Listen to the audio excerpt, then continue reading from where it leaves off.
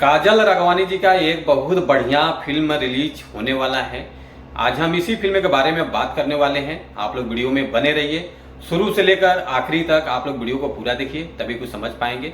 चलिए वीडियो को शुरू करते हैं। नमस्कार दोस्तों, मैं हूं सतीश और आप देख रहे हैं भोजपुरी बुढ़ हंगामा।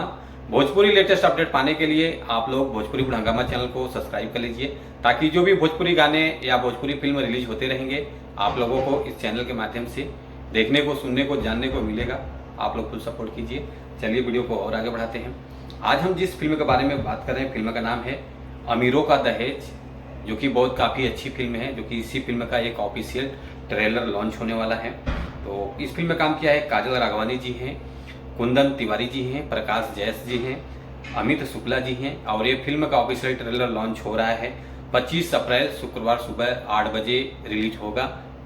B for you Bhojpuri YouTube channel के माध्यम से रिलीज किया जाएगा, तो आप लोग जरूर देखिएगा। Thank you so much. ऐसे आशीर्वाद बनाए रखिए।